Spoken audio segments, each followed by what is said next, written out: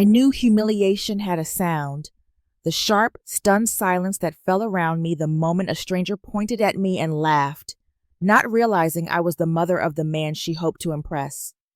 In that instant, something inside me cracked, not loudly, not dramatically, but in a way that told me the damage would linger. I felt the sting of being dismissed, treated as insignificant, exposed in front of people who judge without knowing a single truth about me. I did not fight back that night. But life has a way of circling back, and so did justice. Before we dive into today's story, take a moment to share where you're tuning in from. We love seeing how our stories connect people from all around the world. Your comments and thoughts bring this community to life, and we're so grateful to have you on this journey with us. If you haven't already, don't forget to subscribe and turn on notifications so you never miss a new story. Now, grab a cozy seat, maybe a cup of coffee or tea, and prepare yourself for a tale that will captivate your heart from beginning to end. Let's begin. My name is Marisol Hayes, and at 58 years old, my life has settled into a rhythm as steady as the desert wind outside my small house on the outskirts of Santa Fe, New Mexico. The mornings here always begin the same way, with the pale light creeping across the adobe walls and the scent of dry earth rising as the sun warms the ground. My home is modest, a place shaped by years rather than luxury, filled with the quiet marks of a woman who has spent a lifetime working with her hands. Every corner carries a memory from the shop I once owned, a leather strap, an unfinished wallet, the tools that once defined my days. For nearly 20 years, I crafted leather goods in a tiny storefront off Canyon Road. It was a work of patience, shaping something from nothing, smoothing rough edges until they became soft enough to tell a story. I loved the way leather warmed beneath my palms, how each piece responded differently, like it held a small life of its own. When the economic downturn swept through town, my little store was one of many swallowed by reality. I boxed up what was left and walked away with the same quiet dignity I had carried into every challenge. Now, I work part-time as a janitor at the Community Arts Center. It is not glamorous, but it is honest, and it keeps me tethered to a world that once felt like mine. Each morning, I walk the long hallways before the doors open, passing the framed posters from past exhibits, including the one from my son Evan's very first show when he was only 17. He was always gifted, always reaching for something larger. While I swept floors and emptied trash bins, he learned to turn imagination into opportunity. Watching him grow was like watching a bright flame rise out of the ashes of what his father left behind. Evan lives in Denver now, running a flourishing company that blends art and technology. His world is full of gallery owners, investors, and people who speak with the certainty of those who have never worried about paying rent. He has worked for everything he has, but the spaces he moves through now feel 1,000 miles away from mine. He sends money, calls often, and tells me he owes everything to me. Yet every time he invites me to visit, something in me folds inward, afraid that my worn hands and quiet ways would seem out of place in his polished life. Still, he means everything to me. I raised him alone after Jonas left. I learned to stretch every dollar, learned to carry loneliness without letting it spill over into his world, and Evan, in return, grew into a man whose success feels like a reward for every sacrifice I made, though I never say that out loud. The afternoon before everything began, I was mopping the back hallway when my phone rang. Evan's voice came bright through the speaker. He told me he was hosting an engagement party in Denver. He wanted me there. He said it mattered.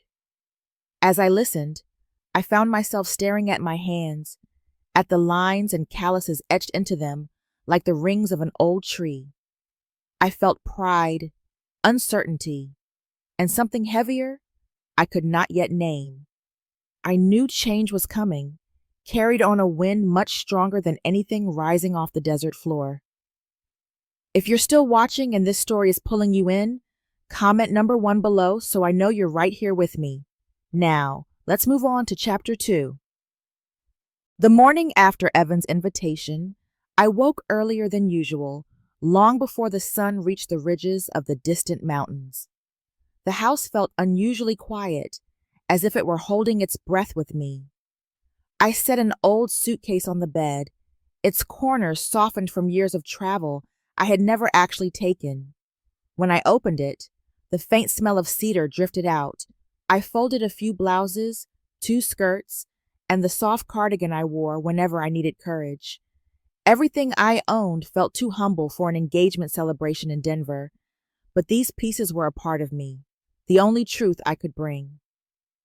I stood before the mirror longer than I meant to. My reflection stared back with a mixture of defiance and uncertainty. My hair, streaked with silver, framed a face carved by sunlight, worry, and resilience. The lines around my mouth and eyes were stories more than flaws. But as I traced one with my fingertip, I wondered how they would look beneath the bright lights of Evan's new world. My hands rested on the dresser, the same hands that had shaped leather into something beautiful and carried my family when no one else would. They were strong, but they also revealed the distance between where I had been and where Evan now lived.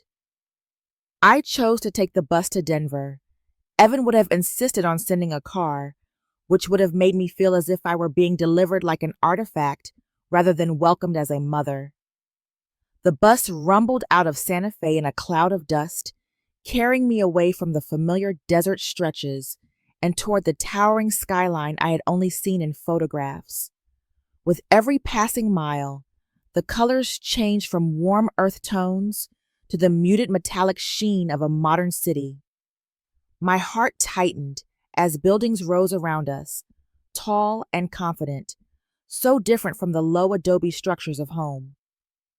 When we pulled into the Denver station, my phone vibrated with a message from Evan. He apologized and explained that preparations for the party were overwhelming and he was sending his fiancée to pick me up. I paused for a moment, letting the words settle.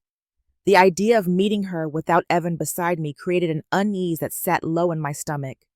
Still, I gathered my suitcase and stepped outside into the sharp city air. Sienna Morrison arrived in a sleek black vehicle that mirrored the world she belonged to. She stepped out wearing a tailored coat, her posture precise and practiced. When I approached with a polite greeting, her eyes swept over me quickly, assessing me with a mixture of confusion and faint irritation. It was clear she had no idea who I was. Her smile held no warmth, only politeness sharpened into something brittle. During the drive, Sienna spoke casually about the demands of hosting a high-profile engagement party. Her tone carried the smooth indifference of someone accustomed to being heard, but not questioned. She commented on how helpful it was when staff arrived on time and how important it was to maintain appearances. I realized she thought I was someone hired for the event. I said nothing, choosing instead to watch the city blur past the window. As we turned toward a neighborhood lined with enormous homes, a strange heaviness settled over me.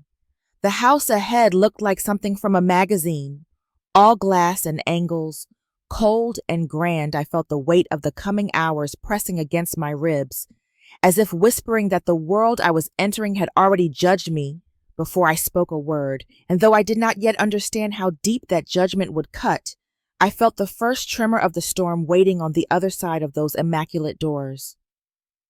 If you're still watching and want to know where this twist is leading, comment number 2 below to show you're following along.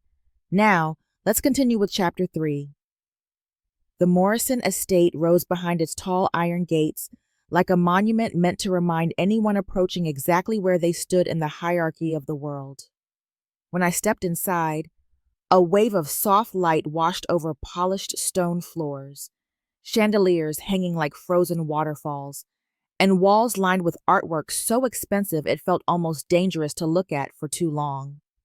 The air carried faint traces of perfume, citrus, and wealth. I felt my shoulders instinctively pull inward, as if trying to make myself smaller. The dress I had chosen, a simple navy blue cotton piece, suddenly seemed far too plain for the glittering world around me. Guests drifted across the foyer with the ease of people who had never worried about fitting in. Their laughter rose in polite waves, mingling with the sound of a pianist rehearsing in the next room. Women wore gowns that shimmered beneath the chandelier light. Men stood with the relaxed confidence of long-established success. I found a quiet spot near a window, where the evening sky cast a pale glow across the mountains in the distance. It felt safer there, half hidden behind a tall arrangement of white lilies. Evan had not yet arrived. He had told me he would be busy with preparations, but he wanted me here early to get settled. Without him beside me, though, everything felt unsteady. I was adjusting the strap of my purse when Sienna spotted me from across the room. She moved toward me with a determined stride, her dress flowing behind her like a silken shadow. When she reached me, she glanced briefly at the purse in my hand, then at my shoes, then at my face with a polite but distant smile. Before I could greet her, she motioned to a tray of crystal glasses sitting near the bar. She instructed me to take them to the guests. Her tone was smooth, almost pleasant, but carried the authority of someone accustomed to giving orders to staff. I hesitated for a moment, surprised and unsure of how to respond. I managed to explain softly that I was waiting for Evan, but she did not seem to hear me. Her attention had already shifted back to a group of waiting guests, and she gestured again, assuming I understood her request. The conversation ended before it began. I felt heat rise beneath my skin, not anger yet, only embarrassment, the kind that settles into the spaces between your ribs and makes it hard to breathe. A few minutes later, a sharply dressed guest approached Sienna, complaining about a shortage of linens near the dessert table. Without a second thought, Sienna turned to me and announced that I needed to work faster if I expected to be compensated at the end of the night. Her voice was calm, but the words landed with the sting of humiliation. Several guests heard her, their eyes turned toward me, curious, indifferent, or mildly amused. None of them knew I was Evan's mother. To them, I was simply a woman who had not done her job correctly. One of the real servers tried to step forward, perhaps to clarify the misunderstanding, but Sienna dismissed her with a wave of her hand. The server backed away, eyes lowered. I stood frozen in place, feeling the familiar ache of being looked down upon, a feeling I thought I had left behind long ago. My throat tightened, and for a brief moment I questioned whether coming here had been a mistake. I wondered if Evan would be ashamed to see me standing there, reduced to silence in the midst of people who judged worth by the cut of a dress or the price of a glass. As I stepped aside to let another server pass, my heel brushed against the edge of a thick, decorative rug. The slight imbalance made me catch my breath. It was nothing, just a minor stumble, but somehow it felt like a warning. The night was shifting, the air thickening with something I could not yet name. A quiet unease settled into my chest. I sensed that the true storm had not yet begun, but it was coming, drawing closer with each moment I stood inside that glittering house. If you're still here, and the tension is starting to hit you, comment number 3 below, so I know you're staying with the story. Now, let's head into chapter 4. The murmurs of the guests still echoed faintly in my ears as I stepped back from the crowded center of the room. The house that had seemed impressive when I first arrived now felt like it was closing in on me, shrinking the air until it was thin and sharp in my lungs. I moved toward a quieter hallway that led to the back patio, hoping to find a moment of peace to steady myself. My chest felt heavy, and each breath carried the lingering sting of humiliation. I had come to celebrate my son, yet every moment so far had only reminded me that this world did not see me as anything more than an intrusion. I leaned against a small console table near the window, the cool marble steady beneath my hand.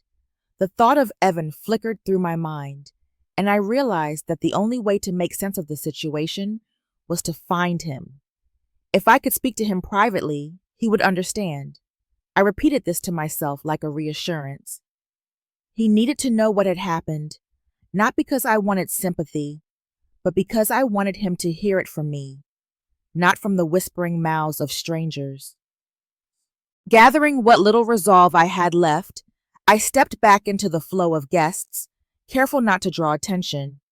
The sound of laughter and clinking glasses swirled around me, but beneath it, I caught fragments of conversations. A woman near the staircase commented on the incompetence of the new helper. A man beside her suggested that some people simply were not suited for high-end events. Their words were not directed at me by name, but they found their mark all the same. My steps faltered for a moment, and my heart tightened. I lowered my gaze and kept walking. When I reached the dining area, a young male server struggled with a large tray of crystal glasses. His thin arms trembled beneath the weight, and the tray wobbled each time someone brushed past him. Something in me reacted before thought could catch up. Perhaps it was the echo of years spent steadying my son when his load felt too heavy. Perhaps it was simply instinct. I stepped closer, offering support by placing a hand on the edge of the tray, hoping to help balance it. For a brief second, it worked. The tray steadied, and the young server let out a sigh of relief. Then my heel caught the corner of the same thick rug that had tripped me earlier. The shift in my stance was small, but the effect was instant. The tray tilted violently, sending a cascade of crystal glasses tumbling into the air. They shattered against the floor in a brilliant, terrible explosion of sound. The sharp crack of breaking glass silenced the nearest conversations, turning heads across the room. I froze, my hand still lifted uselessly in the air, as if I could somehow undo the moment. The server stared at the broken pieces, his face pale. Before I could speak, Sienna appeared, her expression controlled, but her eyes burning with accusation. She addressed the room in a tone that hovered between disappointment and superiority. She spoke of how difficulties always arose when people did not understand their assigned roles, and how professionalism was essential during such an important event. Her gaze never left me, and the implication hung clear in the air. A few guests exchanged glances. Some whispered behind lifted hands. None of them knew the truth, yet none offered the benefit of doubt. I tried to explain that I had only been helping, but my voice was drowned out by the soft ripple of judgment spreading through the crowd. It felt as though the floor had shifted beneath me, though perhaps it was just my heart breaking in slow, deliberate pieces. I stepped back, away from the broken glass, away from the harsh eyes and the murmurs that followed me. I felt smaller than I had in years, as if I had shrunk down to the woman I once was, working silently in a shop no one remembered. The night was far from over, and already a sense that the worst had yet to come. Somewhere beyond the glittering lights and polite smiles, a storm waited, gathering strength with every breath I took. If you're still watching, and you can sense things getting darker, comment number 4 below to let me know you're keeping up. Now, let's move forward to Chapter 5. The atmosphere inside the Morrison estate shifted as the evening moved toward its centerpiece. A soft chime echoed through the room, signaling the guests to gather near the small stage set beneath an arch of white roses. The lighting dimmed slightly, casting a warm glow that made every jewel sparkle and every glass gleam. Conversations softened into whispers as people drifted toward the center of the room, forming a loose semicircle around the stage where Evan would soon appear. I stayed near the back, pressed against the edge of a marble column, hoping no one would notice me after the earlier embarrassment. All I wanted was to see my son, congratulate him quietly, and slip away before I caused any more disruption. The crowd closed in around the stage, and the air became thick with anticipation and perfume.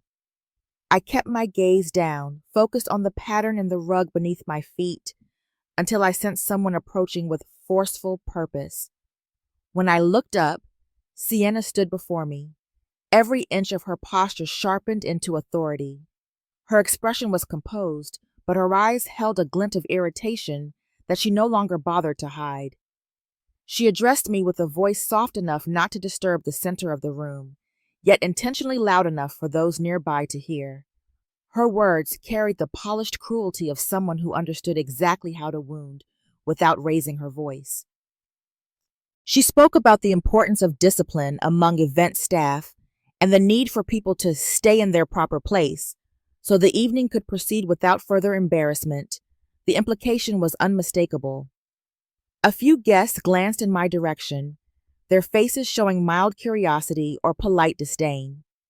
Heat spread through my chest, not from anger yet, but from the humiliation of standing there, cornered beneath a chandelier that illuminated every line on my face, every thread of my modest dress.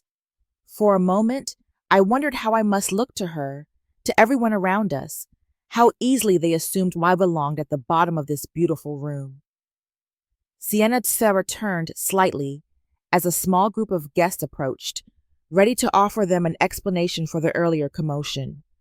She spoke in a measured tone, describing how difficult it could be to manage workers who lacked proper training. Her words were coded in the kind of condescension that sounded like it belonged in a complaint filed to upper management. The guests nodded sympathetically, stealing glances at me with thinly veiled judgment. One of them muttered something about standards slipping. Another commented that events like this should be more selective with the people they allowed near valuable items. Their assumptions settled over me like a heavy cloak. I felt myself shrinking inside my own skin, as though I were being pushed back into the shadows of a life I had worked so hard to rise above. Just when I thought Sienna had said everything she intended to say, she turned fully toward me. Her gaze traveled from my shoes to my hair before landing on my eyes with a cold, deliberate finality. She made a remark about my appearance, my lack of refinement, and the kind of background I must have come from. The words were sharp, cutting through years of resilience I thought were unbreakable. Something inside me trembled, as if a deep well of memory had been struck. A sudden hush swept through the room as another soft chime sounded, announcing Evan's entrance. He stepped into view from a hallway behind the stage, dressed impeccably, smiling out at the guests. For a moment, he did not notice me. He only paused when the whispers reached him, when he caught fragments of comments about a troublesome woman and a mess involving glass. His smile faded slightly as he moved closer, weaving through the crowd with purpose. The moment he reached the edge of the semicircle, Sienna continued talking, unaware of his approach. I bent down instinctively to pick up a stray shard of glass that had escaped cleanup earlier. My hand trembled slightly as I lifted it. When I rose, Evan was standing just a few steps away, his eyes fixed on me. The surprise on his face shifted quickly into something darker, colder, more defined. Silence pooled around us like water. He spoke my name with a voice so controlled it made the air still. Every head turned, every breath caught. In that suspended moment, the entire room seemed to recognize that something irreversible was about to happen, though no one yet understood the depth of what had been broken. The room felt as if it had stopped breathing. I could sense it before I even fully lifted my head. 100 conversations that had been humming moments earlier had gone still, suspended in a silence so complete it felt unnatural. All eyes were on Evan. His posture was rigid, his hands clenched at his sides, and there was a chilling stillness in the way he stared at Sienna. Every guest stood frozen, caught between curiosity and dread, unsure of what would unfold next. I felt the prickle of their gazes on my skin, as if each pair of eyes added another layer of heat and shame over my already trembling body. When Evan demanded an explanation, His voice carried none of the warmth I had known all his life. There was something deeper, something wounded. Sienna's reply was airy, almost dismissive, as if she still believed she could control the narrative. She insisted that I had caused chaos on purpose, that I was a careless worker who had no place near society events. Her tone dripped with condescension, and I felt my shoulders instinctively hunch, the familiar reflex of someone who has spent a lifetime apologizing for things that were never her fault. Then it happened. The lighting system, set to highlight the floral arrangements on the central stage, shifted automatically into its next program sequence. A warm spotlight swung across the room and landed squarely on me. My breath caught. Suddenly, the shadows that had protected me were gone. Everyone could see the flush on my face, the stains on my apron, and the slight tremor in my hands as I tried to steady myself. It felt as if the entire room had been waiting for this exact moment to study me like an artifact on display. That same light revealed something to Evan, too. His eyes moved slowly over my face, then down to my hands. I could see the flicker of realization when he noticed the small cut near my knuckle from one of the broken shards. He noticed the bruising on my wrist from when I had braced myself to break my fall. Recognition dawned on him in a way that made something inside me twist. It was not just anger he felt. It was pain, raw and immediate, the kind that comes from seeing someone you love hurt in a way that should never have happened. Sienna, in her desperation, said the one thing she should never have said. She pointed at me and called me a burden, an embarrassment, someone who should have been kept far away from people who mattered. The words slid through the air, a final blow meant to secure her place at the top of a hierarchy she thought she owned. A few guests gasped. Others looked away, suddenly uncomfortable being witnesses. For a moment, Evan's jaw tightened so sharply I thought he might break a tooth. His silence stretched long enough that even Sienna began to shift nervously. I knew what this moment meant for him. He was standing at the edge of two lives. One life offered him ease, reputation, and the validation of people who valued status above character. The other was anchored in loyalty, sacrifice, and the memory of a woman who had once worked herself raw to ensure he could reach beyond the life she had known. Then Evans spoke. He declared, without wavering, that I was not a stranger, not a server, not an inconvenience. I was his mother. The gasp that rippled across the room nearly echoed off the walls. Sienna stumbled back, her face drained of color. Her eyes darted between the two of us as if trying to rewrite what she had just heard, but it was far too late. Evan stepped forward, positioning himself between us, and told her to stay away from me. He did not shout. He did not need to. His words landed with the weight of something final, something that could not be undone. That was the moment everything changed. The moment he chose who he truly was. If you're still watching and feeling the weight of this turning point, comment number 6 below, so I know you're right here with me. Now, let's step into chapter 7. When Evan closed the car door behind me that night, the interior felt too still, too confined, as if the world outside had collapsed into a single ringing silence. My hands trembled uncontrollably in my lap. I could still feel the sting of humiliation on my skin, even though no one was touching me. Evan drove without speaking, glancing at me from time to time with the worried look of was once saved only for bruised knees or childhood nightmares. The streetlights stretched into blurred golden smears across the windows, and for the first time in years, I wished I could disappear into the dark instead of facing whatever came next. By the time we reached his apartment, my name had already begun slipping like a loose thread into the machinery of the internet. Someone at the gallery had recorded the incident, and before midnight the video appeared everywhere, stripped of context and surrounded by strangers' judgment.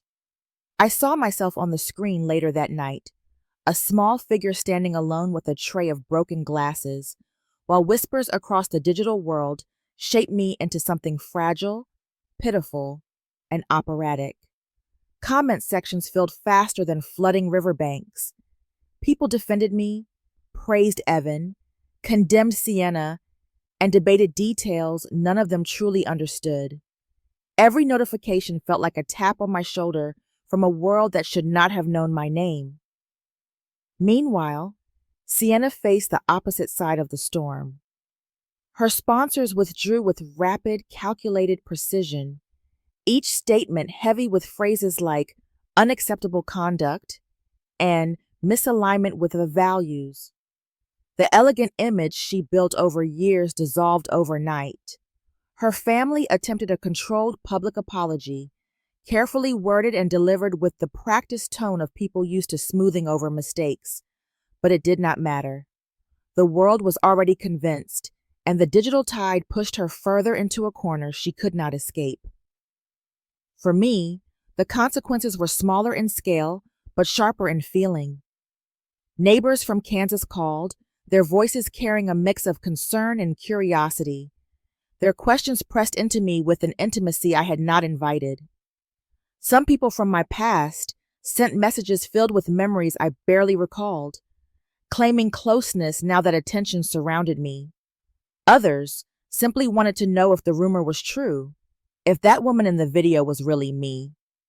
Evan's building became a temporary gathering point for reporters, their cameras pointed at the entrance, as if I were some rare creature emerging from the shadows I felt exposed, stripped of the quiet life I had shaped for myself. The hardest part was the nights. Sleep slipped away from me, replaced by scenes replaying in a painful clarity. I saw the room again, the expectant faces, the exact moment Sienna's voice sliced through the air. My body reacted every time, chest tightening as if bracing for another blow. Shame, though undeserved, clung to me like the scent of smoke after a fire. I found myself wondering whether I had made a mistake by coming to Denver at all. The thought that I might have jeopardized Evan's future was a weight I could not shake. Evan faced his own consequences. His company's investors reached out with thinly veiled concern, probing whether the incident hinted at instability or poor judgment. He brushed them aside, but I saw the tension near his eyes, the heaviness in his posture when he returned from meetings. He never voiced regret, yet I felt responsible for the strain that shadowed him. One evening, as I sat alone in the living room, trying to steady the thoughts spiraling in my mind, Evan joined me. He sat quietly beside me and placed his hand over mine. He did not give a speech or offer empty comfort.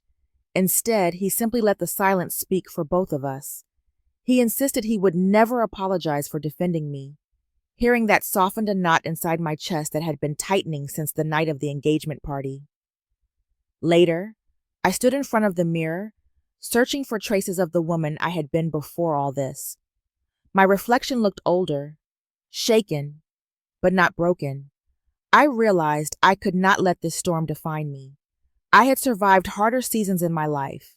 If consequences had arrived, then I would face them, but I would not let them swallow my son. Not now, not after everything we had weathered together. The days following the storm felt strangely hollow, as if the world had paused in a long, suspended breath. The chaos had settled, yet a quiet heaviness clung to the air around me. I moved through Evan's apartment like someone walking underwater, slow and unsure, trying to make sense of what remained after everything had broken open. Nights were the hardest. Sleep slipped through my fingers, replaced by memories that arrived uninvited. I would lie awake listening to the muffled hum of the city far below, and wonder how my life had shifted so abruptly into a story strangers consume for entertainment. But in the stillness, something stirred inside me. A familiar resilience, faint at first, like a spark beneath ashes. I could not stay hidden forever. I thought of the years in Kansas working with my hands, repairing small pieces of furniture, or helping neighbors mend broken things. There had been dignity in those simple acts. They had steadied me. Perhaps I needed something similar now, something that reminded me I was more than a symbol in a viral video. One afternoon, after another sleepless night, I searched for community centers in Denver, looking for a place where I could volunteer quietly. Evan hesitated when I told him my plan, worry lining his face, but he did not stop me. I saw the trust in his eyes, and it strengthened my resolve. The center I chose was modest, tucked between old brick buildings and a vacant lot.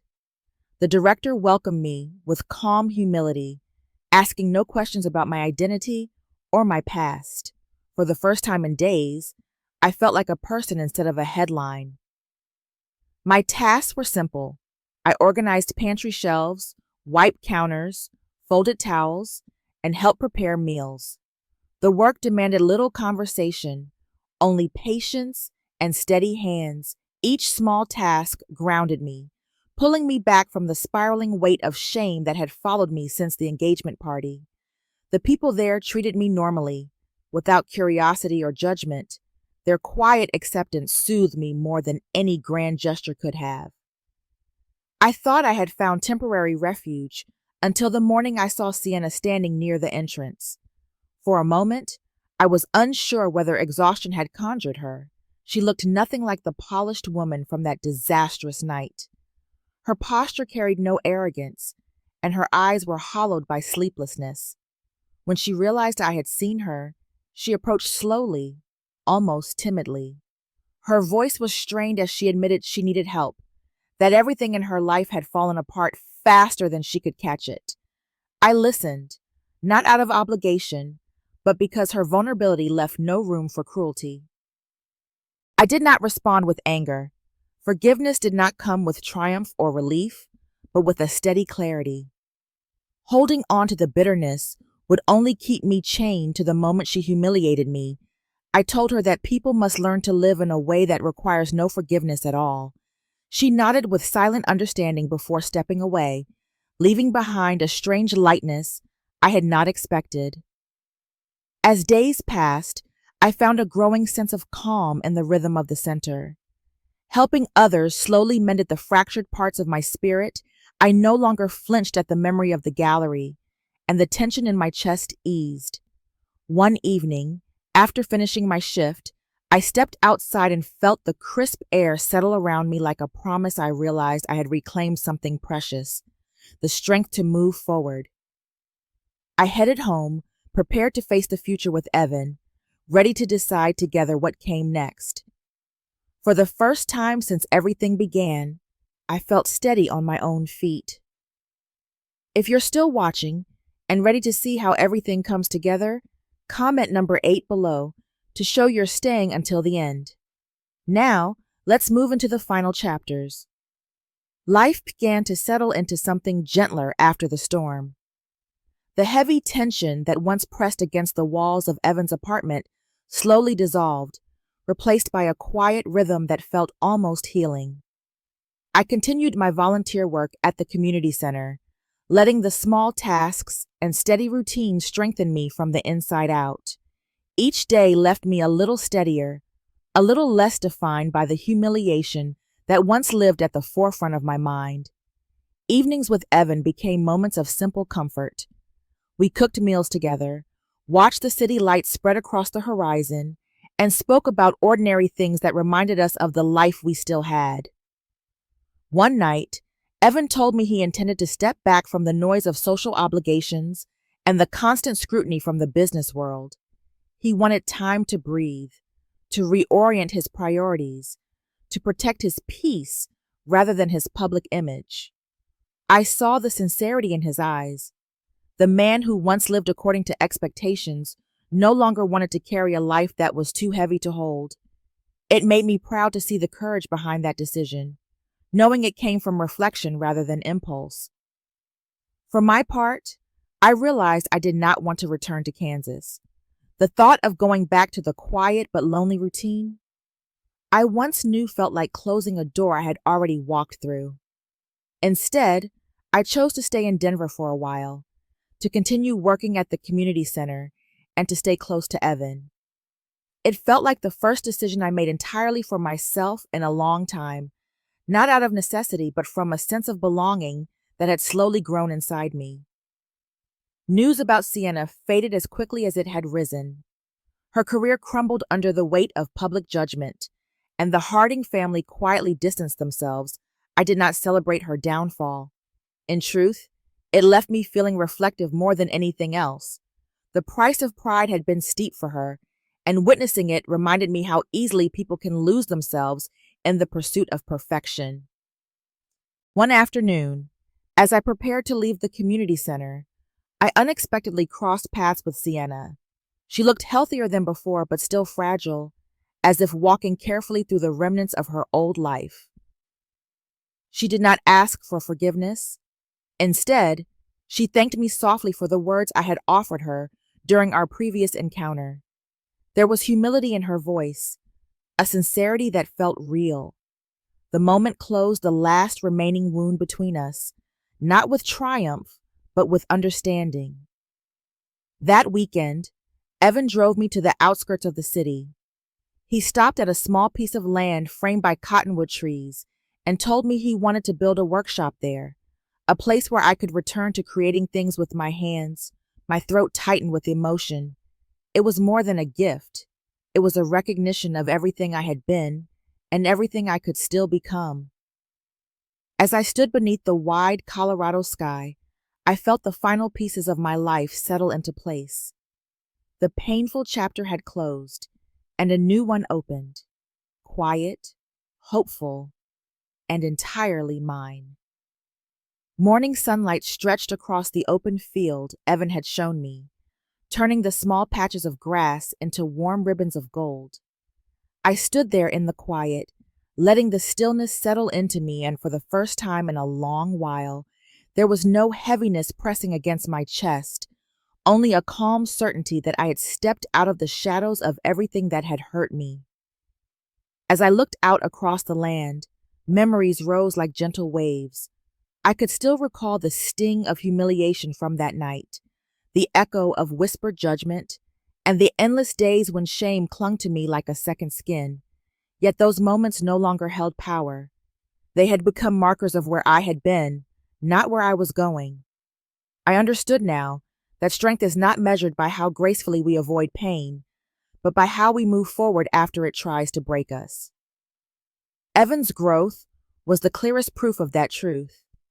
Watching him stand firm, watching him choose compassion over convenience, reminded me that the love poured into a child does not disappear. It returns, sometimes in ways we never expect. His courage told me my sacrifices had held meaning, not because they shaped his success, but because they shaped his heart. I thought of Sienna as well. Her downfall taught me that dignity is fragile when it is built on appearances instead of character. Forgiving her did not excuse what she did, but it freed me from carrying her cruelty any longer. As I held a small piece of raw wood in my hands, I felt a quiet promise forming. Life may scar us, but we decide what becomes of those scars.